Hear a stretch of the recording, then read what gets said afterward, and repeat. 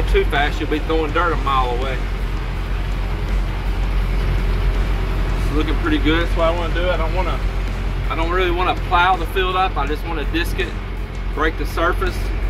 Then if I get a chance, I'm going to come back through with a ripper and rip down lower and break that pan down in here. This won't kill the grass, just disking, especially with the rain coming right back behind it. So this should all be really good. You should see a huge difference in these fields once I do this, and a few days pass by, they ought to start really greening up.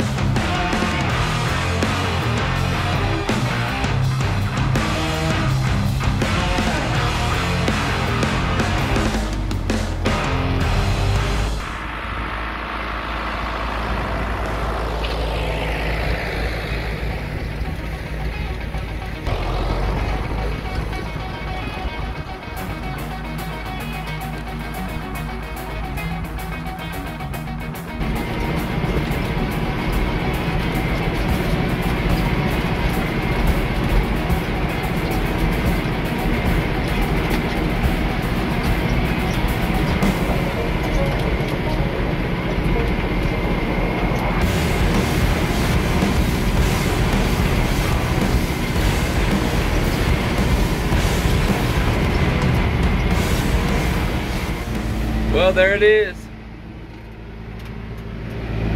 I got it all plowed.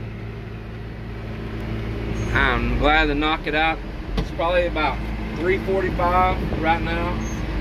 So it took a good part of the day between repairing the tractor and plowing this field, but man, I am happy it is done.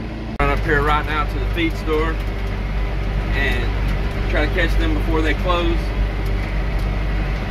Buy my winter rye and winter wheat, and get over here and put the seeder on the back of the tractor and the drag on the back of it, and see if I can seed this thing before dark. And then got rain maybe tomorrow, so then Thursday the ground probably still be wet, and maybe Friday I can plow the next field up front, which is way smaller, and seed it as well, either by then or Saturday if the ground firms back up some. He's over gathering up my seed, and I'm throwing on some of this fertilizer. I'm gonna mix this fertilizer in with the seed, and it'll help that little fine ryegrass spread and throw out there cast better. So fertilizer won't hurt none, you know, definitely can always use that on the field. And like I say, it'll give it a good strong start, plus it'll help broadcast that seed better.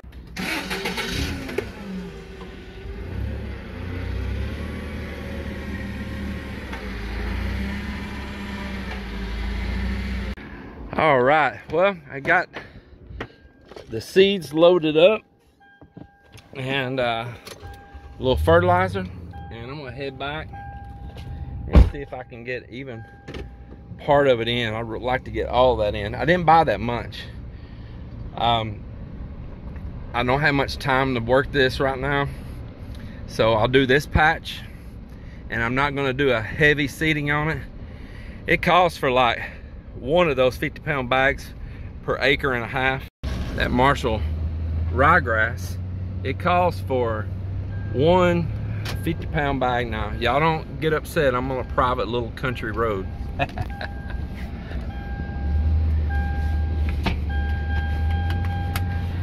Yeah, before I finish this, y'all don't get all upset saying, oh, look, he's vlogging and driving. I'm on a quiet, sleepy little country road.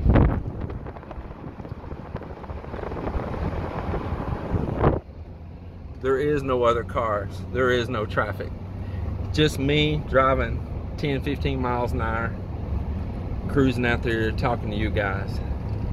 So on that Marshall ryegrass, again, they said 1 50-pound bag of it to approximately an acre and a half.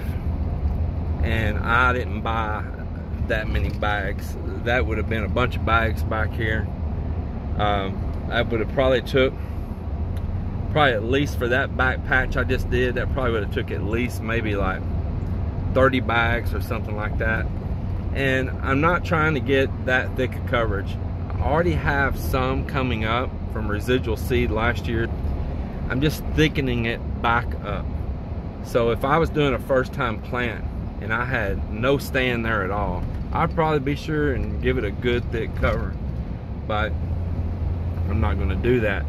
And then the next thing is that by the time I get back from overseas to bale this hay, my seeds are going to have time on the ryegrass that comes up to be able to be mature and drop in fall. And that means I'm going to have a lot of seed laying there for next year that's going to come up on its own, residual seed left over.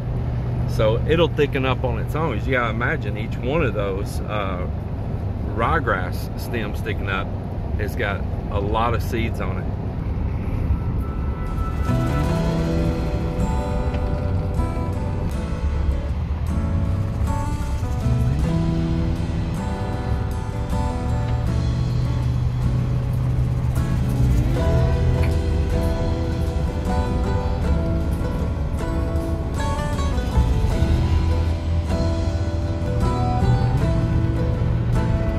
Construction entrance.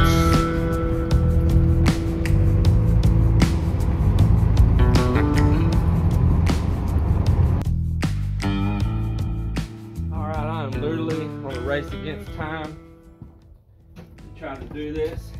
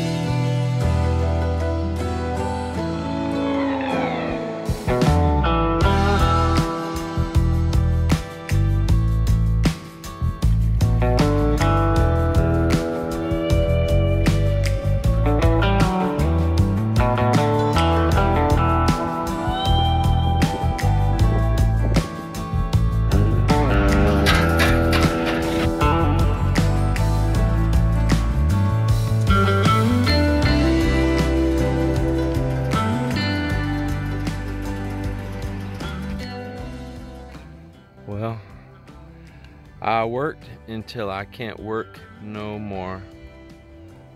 I am whooped. Check out the moon. It's pretty cool. Got the moon. I think that's Venus. And the sun just set over the horizon over there just a little while ago. I have put in a day. Everybody, I appreciate you watching a full day of work here at the farm. This has been a from sun up to after sundown day. I guess we'll know when I can continue this after we see how much rain comes tomorrow. Appreciate you all watching, and support your farmers out there everywhere. Not just a little farmer like me, the big farmers, all of them. Without food, we don't have nothing. Yep, without food, we have nothing. It don't matter if it's a mom and pop or a big corporation. There's a lot of people feeding this world, a lot. And you really need to appreciate your farmers more than anything. Take care.